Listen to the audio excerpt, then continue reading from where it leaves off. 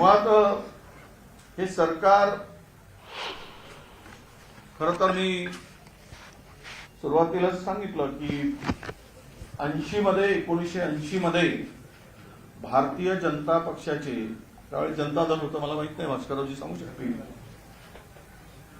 14 आमदार होते. त्यावेळी सुद्धा विरोधी पक्षनेतेपद दिलं गेलं होतं. 2085 मध्ये भारतीय जनता पक्षाचे 16 आमदार होते, तरी पण त्यावेळेस विरोधी पक्षनेतेपद दिलं गेलं होतं. आम्ही कधीही काँग्रेसनी, तत्कालीन आम्ही सत्ताधारी म्हणून, ते संविधानिक पद रिक्त ठेवलं नाही. पण विरोधकांची भीती वाटते की काय, किंवा सरकारला मनमानी कारभार करायचा आहे, वाटेल त्या पद्धतीनं राज्याचा गळा हाकायचा आणि काम करायचं आहे. त्यामुळे ही दोन्ही पदं रिक्त ठेवून जर चहा पाण्याला बुडवत असतील तर त्यावर बहिष्कारच टाकणं बरं, हे समजून आम्ही तो निर्णय घेतला आहे. मला सुरुवात आम्ही या राज्यातील शेतकऱ्यांच्या संदर्भात केलेली. प्रचंड शेतकरी संकटात आहे, अडचणीत आहे. कापूस सोयाबीनच्या संदर्भात काही नेते बोलतील, पण त्यामध्ये आज तरी जे कापसावरचा आयात कर होता तो 11% शून्य केल्यामुळे येथील कापूस उत्पादक शेतकरी प्रचंड संकटात आहे. लांब धाग्याचा कापूस हेक्टरी 30 क्विंटल घेण्याचा आता नवीन सुधारित जाहीर आणला, तरी त्यामध्ये विदर्भातील अनेक शेतकरी जो सीसीआयला कापूस पाहिजे तो कापूस उत्पादन करत नाही. म्हणजेच या कापूस उत्पादक शेतकऱ्यांना वाऱ्यावर सोडण्याचं काम या सत्ताधाऱ्यांकडून होतो आहे. दररोज त्यामुळेच आत्महत्या करणाऱ्या शेतकऱ्यांचा आकडा रोज 8 शेतकरी आपण आपल्याला दिसत आहे. खरं तर देशभरामध्ये 1,12,000 शेतकऱ्यांनी आत्महत्या केल्या 2014 पासून, पण त्यातील 38.5% शेतकरी हे महाराष्ट्रातील आहेत. हे सत्ताधाऱ्यांना भूषणावं आहे का, हे या ठिकाणी विशेष करून सांगावं लागेल. राष्ट्रीय गुन्हे नोंद विभागाच्या एनसीआरबी आकडेवारीनुसार महाराष्ट्रात 2025च्या पहिल्या 8 महिन्यात 1,183 शेतकऱ्यांनी आत्महत्या केल्या आणि 2024 मध्ये तर हा आकडा दररोज सरासरी 7 प्रमाणे होता. म्हणजे 2,706 शेतकऱ्यांनी आत्महत्या केलेल्या आहेत.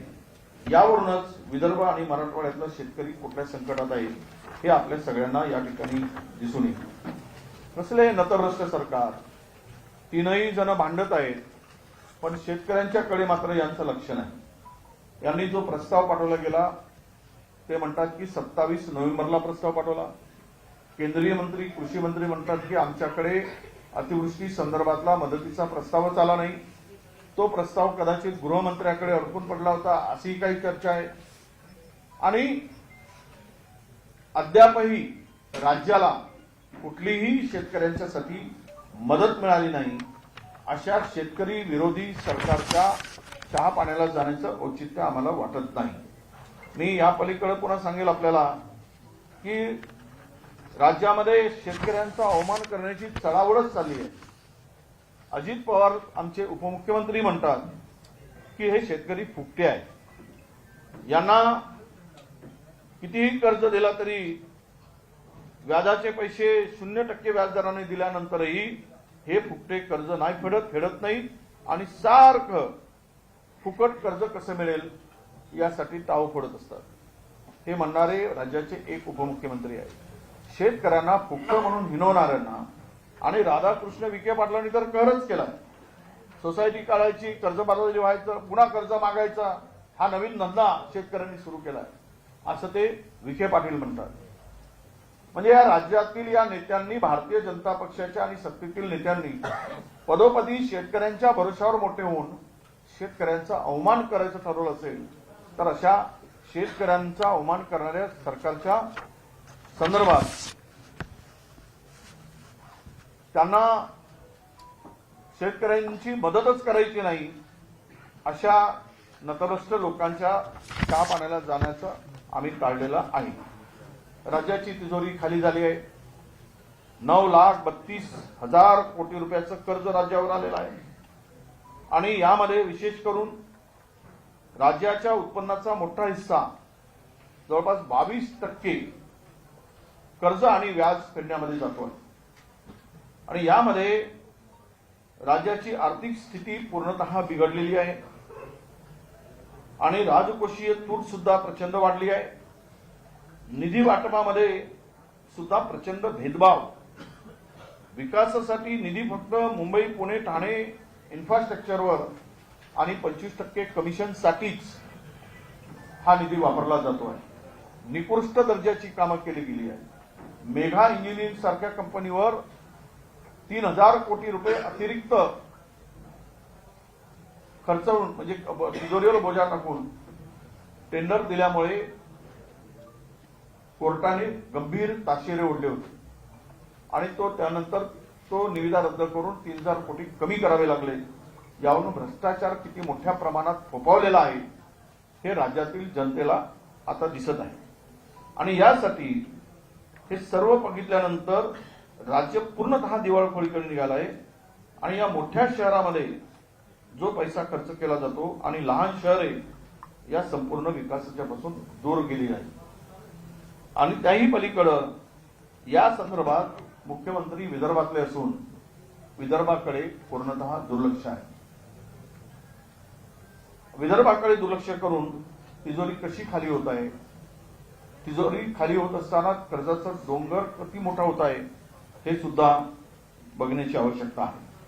वारंवार सरकार मोठमोठ्या पुरवणीच्या मोठ्या रकमांचं पुरवणी मागण्यास सादर केले जातात. त्यामध्ये पण कधीच डॉक्टर आणि शिक्षक भरती किंवा शहरातील छोट्या शहरातील पायाभूत सुविधाकडे सरकारचं अजिबात लक्ष नाही आहे. एक लाडकी बहीण म्हणून पाठ थोपटणाऱ्या सरकारचं लाडक्या बहिणीच्या रक्षणाकडे, सुरक्षितेकडे पूर्णतः दुर्लक्ष झालेलं आहे. राज्यात 18 वर्षाखालील लाडक्या लेकी आमच्या छोट्या मोठ्या चिमुकल्या या पूर्णतः असुरक्षित आहेत. 2021 ते 25 मध्ये या राज्यामध्ये लहान मुलीवरील अत्याचारांचे 37,000 गुन्हे दाखल झालेले आहेत. महिलावरील अत्याचारांचे दररोज 24 अल्पवयीन मुलीची छेड आणि अत्याचारचे गुन्हे नोंदले जात आहेत. राज्यात सर्वात जास्त अल्पवयीन मुलीवरील अत्याचारामध्ये मुंबईमध्ये तर घटना मोठ्या प्रमाणात आहेतच, पण अत्याचारामध्ये महाराष्ट्र हा आता 1 क्रमांकावर पोहोचलेला आहे. लहान मुलीच्या छेडखानी, अत्याचारामध्ये आणि त्यांच्यावर झालेल्या मोठ्या अनैतिकतेमुळे 18 वर्षाखालील मुलीची छेड काढण्याच्या संदर्भामध्ये जर आपण पाहिलं तर 2021च्या तुलनेत 2025 मध्ये 3,500 पेक्षा जास्त गुन्हे वाढलेले आहेत. याची आकडेवारी जर आपण सांगितली तर 2021 मध्ये हे गुन्हे नोंदले गेले लहान मुलीवरील आणि महिलावरील अत्याचारामध्ये 6,728. हे आमचे आकडे नाही, सरकारी आकडे आम्ही सांगतो. उद्या खंडन करतील मुख्यमंत्री, उपमुख्यमंत्री. 2022 मध्ये 8,355, 2023 मध्ये 9,570 आणि 2024 मध्ये 10,112 आणि मार्च 2025 3 महिन्यामध्ये 2,479 गुन्ह्यांची नोंद महाराष्ट्रात झाली आहे. म्हणजे कायदा सुव्यवस्था आणि महिलांच्या संरक्षणामध्ये, लाडक्या लेकींच्या आणि बहिणींच्या संरक्षणामध्ये हे सरकार किती अपयशी ठरलं आहे हे सुद्धा आपल्याला या ठिकाणी दिसेल. मग त्यामध्ये कायदा सुव्यवस्थेचं वाटोळ करताना संतोष देशमुख, सोमनाथ सूर्यवंशी आणि यामध्ये झालेले अशा अनेक प्रकारची गुन्हे. संतोष देशमुख हत्या प्रकरणातला आरोपी कृष्णा आंधळे हा अजूनही भेटत नाही. तो अजूनही फरार आहे. कोर्टामध्ये प्रकरण धीम्या गतीनं सुरू आहे. परभणी येथील आमचा सोमनाथ सूर्यवंशी याची आत्महत्या पोलिसांनी केली असं कोर्टाने म्हटलं आहे. त्यावर सांगितलं पोलीस जबाबदार आहे. पोलिसावर कुठलीही कारवाई होत नाही. आमचे राहुलजी या ठिकाणी भेटून गेले.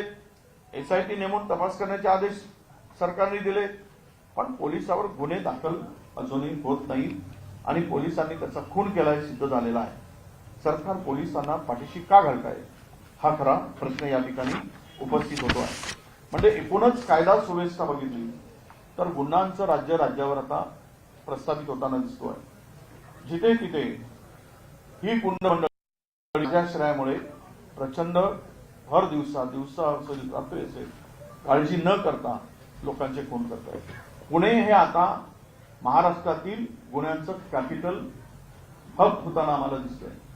एवढ्या मोठ्या प्रमाणात तिकडे गुन्हे होत आहेत कारण तेथील अधिकाऱ्यावर सरकारचा पूर्णतः आशीर्वाद आहे. जे पूर्वी नागपुरात होते, नागपुरात गुन्हेगारी वाढली, आता ती गुन्हेगारी पुण्यात वाढताना फोफावताना आम्हाला दिसत आहे. यातूनच अलीकडे झालेली घटना अनेक आहेत. त्यामध्ये आम्ही नाव आता आम्ही मुख्यमंत्र्यांना जे पत्र पाठवतो त्यामध्ये त्याचा उल्लेख केलेला आहे. वाघ आणि बिबट्यांच्या मध्ये प्रचंड माणसांचा मृत्यू होत आहे, शेतकऱ्यांचा मृत्यू होत आहे. मागच्या अधिवेशनापासून आतापर्यंत एकट्या विदर्भामध्ये 75 माणसांचा मृत्यू झाला. 75 त्यांची फोटो, ते शेतकरी कोणत्या ठिकाणी झालं, शेतात किती माणसांचा मृत्यू झाला शेतकऱ्यांचा, याची सर्व माहिती आमच्याकडे आहे. आणि यामध्ये महाराष्ट्रामध्ये 2020 ते 24च्या कालावधीमध्ये आम्ही जर पाहिलं 25च्या तर 218 मृत्यूची नोंद यामध्ये आहे. आणि विदर्भामध्ये प्रामुख्याने चंद्रपूर, नागपूर, गडचिरोली, यवतमाळ, गोंदिया या जिल्ह्यामध्ये प्रचंड वाघांच्या हल्ल्यामध्ये माणसांचा मृत्यू होत आहे. त्यावर कुठलीही उपाययोजना या सरकारकडून होताना दिसत नाही. बिबट्यांच्या हल्ल्याचा मृत्यूचं प्रमाण सुद्धा तेच आहे. 17 नोव्हेंबर 2025 या कालावधीमध्ये नाशिक, अहिलानगर जिल्ह्यात 20 जणांचा मृत्यू झाला, 55 जण जखमी झाले. बिबट्यांच्या हल्ल्याच्या मध्ये 4651 घटनांमध्ये पशुधनांचं सुद्धा प्रचंड नुकसान झालेलं आहे, पशुधन मारलं गेलं आहे. आणि म्हणून ही सुद्धा अत्यंत गंभीर बाब या ठिकाणी. शेतकरी आत्महत्या करतोय, त्याप्रमाणेच कंत्राटदार सुद्धा आत्महत्या करतोय. कंत्राटदारामध्ये अनेक कंत्राटदारांची बिलं थकीत झाली आणि त्यासाठी या ठिकाणी सरकारकडे पैसे थकलेले पैसे देण्यासाठी तो रोहित आर्या याचे सुद्धा 2 कोटी रुपये थकवले आणि मुलांना त्यांनी बंधक ठेवलं होतं. हे एक सुद्धा उदाहरण आहे. नागपुरातला मुन्ना वर्मा आणि सांगलीतील हर्षल पाटील या कंत्राटदारांनी आपलं जीवनयात्रा संपवली. म्हणजे कंत्राटदार सुद्धा आता आत्महत्या करायला लागला आहे. बेरोजगार युवक आत्महत्या करताना आपल्याला दिसत आहे. मुंबईमध्ये महाराष्ट्राचे मुख्यमंत्री विदर्भातील असून सर्वाधिक विदर्भातील युवकांचं नोकरीसाठी पलायन बेंगलोर, हैदराबाद, मुंबई, पुणे आणि नोएडा या शहराकडे प्रत्येक गावातील 8 ते 10 तरुण रोजगाराच्या संधी शोधत या शहरामध्ये नोकरी शोधत आहेत. त्यांना नोकरी मिळत. मला कळत नाही की 11 वर्ष झाले भारतीय जनता पक्षाच्या एक हाती सत्ता असताना, मुख्यमंत्री असताना, प्रचंड सत्ता असताना दिल्लीपासून गल्लीपर्यंत विदर्भामध्ये रोजगारांच्या संधी उपलब्ध का झाल्या नाही? रोजगारासाठी या युवकांना वणवण का करावं लागतंय, का भटकावं लागतं, याचं सुद्धा उत्तर सत्ताधाऱ्यांच्याकडे नाही. कारण मिहान सारखा प्रकल्प थंड बसतायत आहे. इथे आयटी हब होऊ शकत नाही. आयटी मध्ये हैदराबाद आणि बेंगलोर पुढे गेला आहे. तर सत्तेचा उपयोग हा कुणासाठी, हा खरा प्रश्न विदर्भातील जनतेला या ठिकाणी पडतो आहे. आपल्याला जमिनीच्या घोटाळ्यासंदर्भात प्रचंड मोठी मालिका महाराष्ट्रात उघडते. मी सांगितलं अदानींच्या घशामध्ये मुंबई आणि महाराष्ट्रातील मार्केट व्हॅल्यू जर आपण पकडला तर 7 लाख कोटीच्या जमिनी त्यांच्या घशात घेतल्या गेल्या आणि प्राईम लँड त्यांना त्यांच्या हातकडे कवडीमोल दराने सुपूर्द केल्या गेल्या. आणि पुण्यामध्ये तर हजारो एकर जमिनी अशाच घातल्या गेल्या आहेत. अलीकडेच आलेला मुनवा प्रकरण हा त्याचाच भाग आहे असं मी म्हणतो. त्यामध्ये सरकारी जमीन, महारवतनाची जमीन असं म्हटलं जातं.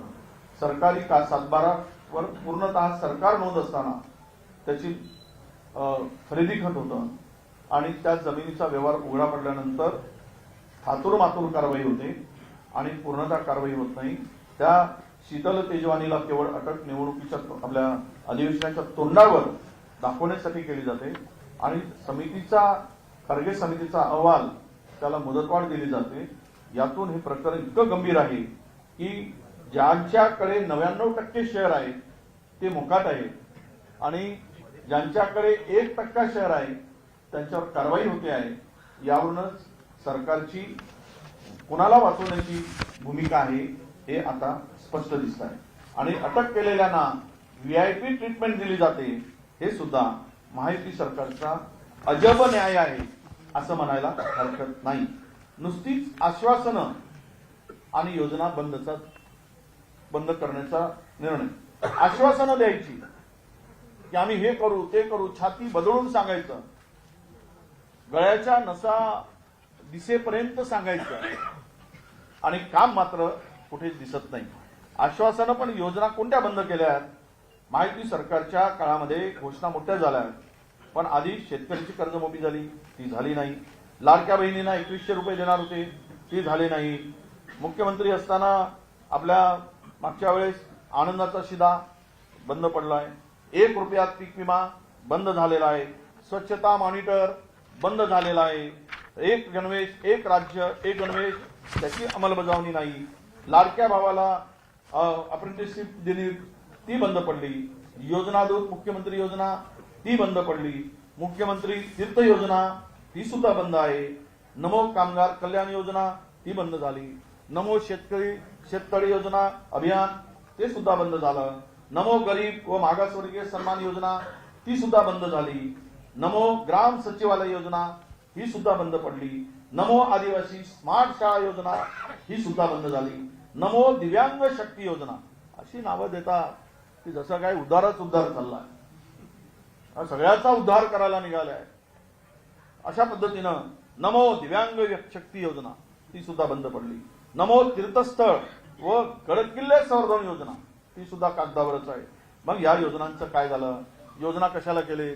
पुन्हा तुम्ही करत असाल तर मग त्यातून तुम्ही त्या योजना सुरू का ठेवल्या नाही? तिजोरी लुटून खाली. तिजोरीच्या लुटणीसाठीच आत्ताची सध्या भांडणं आहे. निवडणुकीमधला सगळा प्रकार पाहिला आपण. पैशाचा अमाप वापर झाला. आता आम्ही ऐकलंय की त्र्यंबकेश्वरमध्ये एका मताला 50,000 रुपये मोजले गेले. याचाच अर्थ असा आहे की कुंभमेळ्यातला पैसा उद्या मिळवण्यासाठी, सत्ता टिकवण्यासाठी, सत्ता हातात ठेवण्यासाठी 50,000 रुपये मोजले जात असतील एका मताला तर किती गंभीर आहे. मतदान म्हणजे मतदान केंद्रावर जाऊन आमदार महिलेला धमकवतात, त्याचा व्हिडिओ शूट करतात. काय कायद्याचा धाक राहिलाय? कुठे कायदा आणि सुव्यवस्था शिल्लक राहिली आहे? कायदा सुव्यवस्था करण्यामध्ये हे राज्य आता आघाडीवर गेलेलं आहे असं म्हणायला हरकत नाही. त्यामुळे या म्हणजे टीईटी मध्ये असलेला गोंधळ असेल हेच आपण पाहिलं आहे. मी आपल्याला या सरकारचे सर्व एक बेबंदशाही, बेबंद कारभार, एकाचा पायपोस एकाच्या पायात नाही, एकमेकाशी प्रचंड भांडत असताना राज्याचं वाटोळं करण्याचं काम या ठिकाणी आपल्याला दिसतो आहे. शक्ती कायदा अजूनही अंमलात आला नाही. महाराष्ट्र कुठे नेऊन ठेवला 1 वर्षात तर शेतकऱ्यांच्या आत्महत्येमध्ये महाराष्ट्र 1 क्रमांकावर आहे. महाराष्ट्र हा महिलांच्या अत्याचारामध्ये 1 नंबरवर पोहोचला आहे. महाराष्ट्रामध्ये लहान बालिकेवरील अत्याचारामध्ये 1 नंबरवर पोहोचलेला आहे. महाराष्ट्र ड्रग्स मध्ये सध्या 1 नंबरवर आहे. उडता पंजाबची पेक्षा वाईट स्थिती महाराष्ट्राची आहे. कुठेही त्यावर निर्बंध नाही. सर्रास शाळेच्या मुलापर्यंत शाळामध्ये, महाविद्यालयामध्ये ड्रग्स पूर्णतः मुक्तपणे विकला जातो आहे आणि तो त्याचा वापर त्या ठिकाणी सुरू आहे. भ्रष्टाचाराची तर मालिकच आहे. 1,67,000 कोटीची कामं ही अबाऊ सगळ्या कंत्राटदारांना दिली. महाराष्ट्रामध्ये 9 कंत्राटदार 1,67,000 कोटीची कामं करत आहेत. त्यामध्ये हे 9 कंत्राटदार सरकारचे लाडके कंत्राटदार आहेत. आता नवीन ही उपाधी सुरू झाली आहे. लाडकी बहीण होती, लाडका भाऊ होता, आता ते खड्ड्यात गेले आणि लाडका कंत्राटदार आता पुढे आले. काही कामं 33% अबाऊ दिले गेले. 33% अबाऊ. एटफार मध्ये मॅनेज करून दुसऱ्या कंत्राटदाराला त्या ठिकाणी कॉम्पिटिशन मध्ये भागच घेऊ द्यायचा नाही आणि एखाद्याने चुकून घेतलाच तर त्याला डिस्क्वालिफाय करायचा, त्याला अपात्र करायचं. अशा पद्धतीनं भ्रष्टाचाराची मालिका या राज्यामध्ये सुरू आहे. महिला बाल कल्याण विभागामध्ये असेल, मेळघाट पूरक योजने पोषण आहारमध्ये निरंतर पुरवठा सुद्धा, त्याच्यामध्ये बाल मृत्यूचं प्रमाण मोठं आहे. मी सांगितलं की 0 ते 1 वर्ष वयोगटातील या 3 वर्षामध्ये 45,668 नवजात बालकांचा मृत्यू झाला आहे. नवजात बालकांचा 0 ते 1 हा मोठा आकडा आहे. आणि यामध्ये त्या मेळघाट सारखे भागामध्ये हे मोठं प्रमाण आहे. शालेय पोषण आहार योजनामध्ये भ्रष्टाचार झालाय. शहर व ग्रामीण भागामध्ये मोठ्या प्रमाणात वाढत असलेल्या महिलांचे अत्याचार आणि बलात्कारांची गुन्हे मी सांगितलं आहे. राज्य शासनाच्या विविध प्रकल्पासाठी जो निधी घेतला आहे त्याचं कुठेही नियमात बसवून खर्च केलेला नाही. 14,646 कोटीचं जे खर्च घेतलं त्या प्रकल्पासाठी ते वापरलाच गेलं नाही, दुसरीकडे वापरलं आहे. नागपूर विभागात होत असलेल्या मोठ्या प्रमाणात ह्या कोलवाशरीमध्ये एक सांगायचं राहिलं की कोलवाशरीचा घोटाळा प्रचंड मोठा घोटाळा आहे. यामध्ये सुद्धा अद्याप जितका कोल वाश करून पुरवठा करायला पाहिजे एकाच कंपनीने, गुप्ता कोल कंपनीकडे 1,000 कोटी रुपयाचा कोळसा त्यांनी अद्याप पुरवलेला नाही. हे मी आरोप म्हणून करत नाही, तर माहितीच्या अधिकारामध्ये आम्हाला प्राप्त झालेला आहे. त्याच्यावर कारवाई न करता उलट त्यालाच तो कोळशाचा पुरवठा दिला जातो आहे. त्यांनी चांगला कोळसा मार्केटमध्ये विकला, उचललेला कोळसा कोल आपल्या पॉवर प्रोजेक्ट पर्यंत दिलाच नाही आणि 1,000 कोटी रुपयाची रिकव्हरी ही महाजनकोनी त्यांच्यावर काढलेली आहे. हा सुद्धा एक मोठा विषय या ठिकाणी आहे. सामाजिक न्याय विभागामध्ये प्रचंड भ्रष्टाचार चाललेला आहे. हेल्थ विभागामध्ये त्यामध्ये अन्न व आपल्या सरकारच्या आरोग्य विभागामध्ये हे औषधी घोटाळा, बनावट औषधी, बोगस औषधी हे प्रचंड मोठ्या प्रमाणात सुरू आहे. याची सविस्तर आपल्याकडे नोट आम्ही पाठवणार आहोत. आणि अशा अनेक भ्रष्टाचाराची मालिका या ठिकाणी आहे. एक तर खतरनाक काम असं आहे, तापी पाटबंधारे अंतर्गत बोडदा उपसिंचन योजना खाली गेली. बोडदा उपसिंचन योजना हा कंत्राटदार तेथील मंत्र्यांचा अत्यंत जवळचा आहे. त्या विभागात पैसे नाही म्हणून त्याचा सिंचन क्षेत्र हा विदर्भाचा दाखवला आणि विदर्भातून व्हीआयडीसीतून या तापी पाटबंधारे अंतर्गत असलेल्या प्रकल्पाला त्या ठेकेदाराला पैसे द्यायचे म्हणून दबाव आणून विदर्भातून पैसे त्या कंत्राटदाराला दिले गेले. व्हीआयडीसीतून विदर्भाचा काहीही संबंध नाही. व्हीआयडीसीच्या सिंचन विदर्भातील सिंचनाचा संबंध नाही, व्हीआयडीसीचा संबंध नाही, पण कागदपत्री दाखवलं आणि या प्रकल्पाला जवळपास 1,200 कोटी रुपये विदर्भाच्या हक्काचे पैसे या प्रकल्पाला दिल्या गेल्याची माहिती आमच्याकडे आहे. मी आपल्याला अनेक विषय या ठिकाणी सांगितलाय की राज्य पूर्ण अधोगतीकडे जात आहे. राज्यामध्ये शेतकरी आत्महत्या, युवकांचं पलायन, कंत्राटदारांची आत्महत्या, गोळ्या महिलेवरील वाढलेले अत्याचार, वाढलेला भ्रष्टाचार, 20% 25% वाढलेला भ्रष्टाचार, प्रचंड जमिनी सत्ताधारी घशात घालतायत. त्याची श्वेतपत्रिकेसाठी आम्ही पत्र दिलेलं आहे. 2020 पासून 2025 पर्यंत कोणत्या गायरान जमिनी, शासकीय जमिनी, विविध विभागाच्या जमिनी, इमारतीच्या जमिनी, वतनाच्या जमिनी कोणाला दिलात, कोणत्या दराने दिलात, कुठल्या उपयोगात दिलात याची श्वेतपत्रिका काढा आणि ते विधानसभेपुढे मांडा म्हणून आम्ही पत्र दिलेलं आहे. त्या पत्राचं उत्तर आम्हाला अपेक्षित आहे. आम्ही ती मागणी सुद्धा श्वेतपत्रिकेची या ठिकाणी करणार आहोत.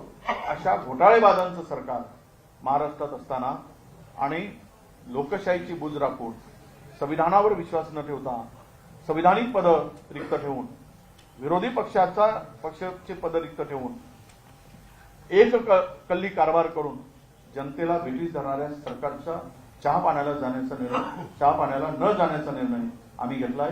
त्यावर आम्ही बहिष्कार टाकलेला आहे. यानंतर सन्माननीय आमचे